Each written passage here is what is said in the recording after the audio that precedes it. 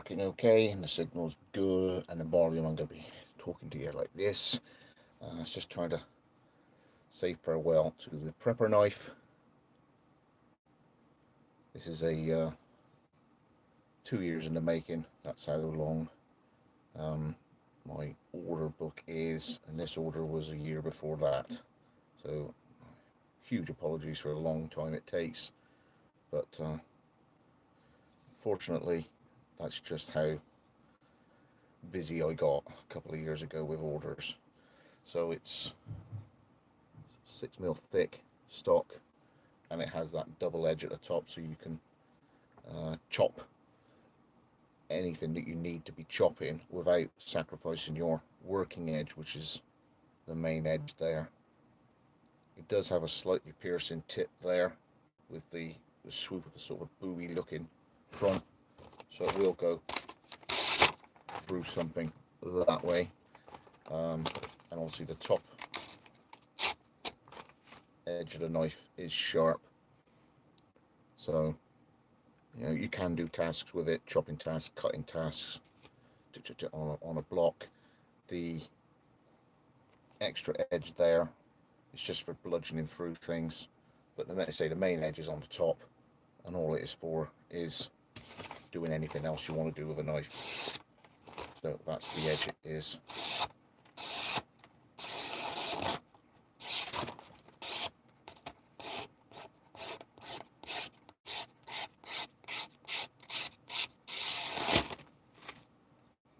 It's a cracker. And on the back end, I've got a couple of points on it. I'm using them more for trail blazes, so you could do circles, swoops. You could do S's by going like this to leave marks, distinctive marks on trees, doors and things. And obviously it is an escape tool. If you're stuck in a vehicle, you could break a glass with it if you had to. But being that the points are further out, it's not necessarily a design injury point. So I've made myself in the UK as a non-combat looking design blade, because those are not designed as that sort of use. It's designed to scratch wood in regular gaps, so you can make circles and swoops with it. The handles are G10 with my usual brass tubes. The ramp at the front is obviously so you can not go anywhere near the front edge of the blade, and another ramp there as well. So the handle, very ergonomic. So I just thought I'd share that with you. Thanks everybody who's joining me just before. Thank you. Yeah, it's very different. It's very modern, I suppose the look would be that. Thank you. So very nice. Thank you.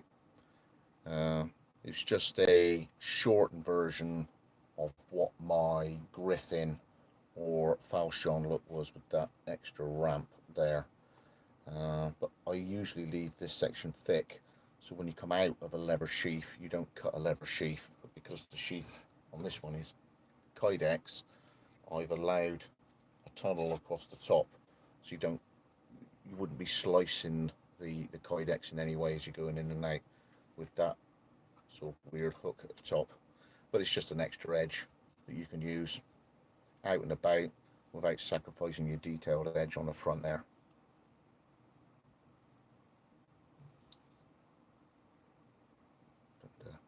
Yes, I'm just about to pack it up for the customer. Very patient.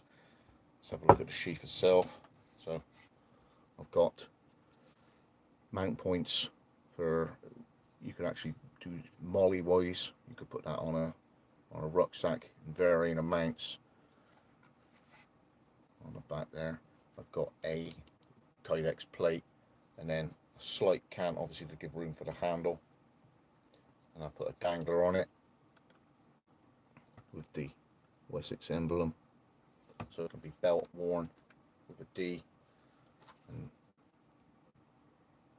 caught the D in there like that, so it still flips and flops like that, nice and tidy. Drain holes Very nice. Thank you. Yeah, whole new level. The I suppose the biggest, not step forward, but change in my approach is the mirror bevel. So a different way of hand finishing, and that makes up for a drastic drop in friction when you're doing cuts such as this.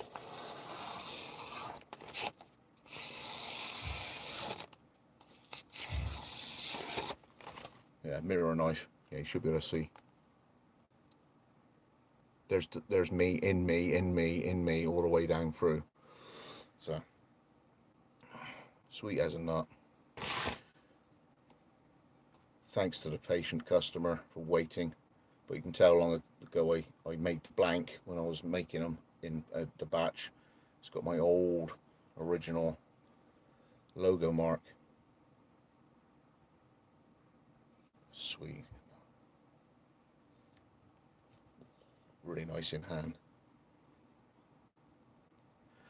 Indeed, it's the diligence of stood there backwards and forwards, light on, checking both sides to make sure that each grit completely purges that, whatever it is, the side of the knife, the bevel of the knife, the spine of the knife. It's got to be completely gone from all the previous scratches of that grit before you move on. But even then, you still got to create a nap, as it were, in the steel. So you may have got rid of all the scratches, but that abrasive paper at that stage, if you, as you're going backwards and forwards, you could create scratches like that. But what you got to do after you've finished and dealt with that grit is you've got to create the merge straight look to give the appearance looking like that way, over the way you catch the light. It's getting the lines very, very straight before you go to the next grit, and that's then what creates a really neat finish in terms of a mirror. And then you can have varying stages of polishing. So you'd have a when you're on your buffer wheel, you don't necessarily got to start with a mop and a compound. You can start with a sisal. So if you took your finish up to, just say, 800 and you want to put a bit of a sort of industrial look to it, you could go to a sisal mop and a coarse compound, and then go to a cotton mop and a finishing compound. I never use an unstitched mop. All mops I use are stitched. I don't want to risk any entrapment in the unstitched mops. But I do a 3-stage compound stage, sort of step sequence, and then at the end I use another cotton mop with no compound in that removes the compound, so there's none of that on there, as it were, that may be on the steel left over from the previous mop. So there's that. It's pretty good. Some wet and dry. I'm in the hobby at the moment. A lot of people I've seen American wise use Windex, which is our Windoline. I tried it, but it seems to move different than WD. So I'm still using WD-40, and I'm using abrasive papers that are Alox as opposed to a true wet and dry, just because that's what I've got. When you get up to 1,000, you could even use the different, what are those? Oh, I forgot the name of them now. The papers that actually Axminster stuff do it for wood burnishing, and it goes up to like 6,000 pads, Mirex pads or something they call them. But if you cut the paper as you're doing it, you ruin it for yourself. So I'm just using abrasive papers and whatever I've got. Micromesh, that's the word. Yeah, micromesh is the name of the. It's more of a sort of Scotch-Brite effect with abrasives in it, and it does blur out and blend all your abrasive looking lines up. For wood turning, it's fantastic because you just hold a little thing as you're going over acrylics, and brasses, and all sorts.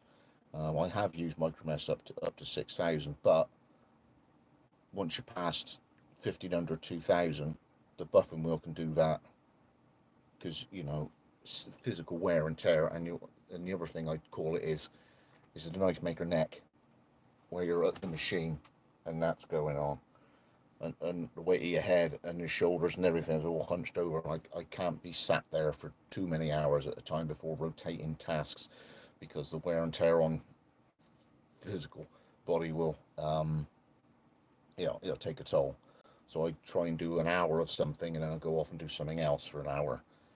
So I'll like hand finish one knife, and then I'll make some handle materials up and liners. So what sort of stage is this one at? So yeah, so that's the sort of stage of that. And I've micromeshed this, so I'll stop doing that and then I'll make the blanks up for the ferro rod, something like that, and I'll do those tasks and just rotate it a bit. Well, I better be off now because I've got to pack this for the patient customer. Thanks to everybody who's dropped by and your questions and everything. But yeah, it was, the name of that thing is micromesh. You can get them from eBay, or in England we've got someone called Axminster Tools, and they get little square pads. They're sort of 2-inch square things, and you just hold them like that, and you can go do your wood turning with these micromesh pads. You just go through the colours, you go through the sort of grit effect of those. Right. Thanks everybody for joining me. It's got Wessex Blades out with prepper knife. One more. My God. Oh no, these are G10. So as I say, the pattern of the different layers is a bit more subtle in G10 because it's like fiberglass as opposed to canvasy cottony. So yeah, G10. It's very, very hard, very resilient. A swine to finish, swine to grind. Yes, it's very hard.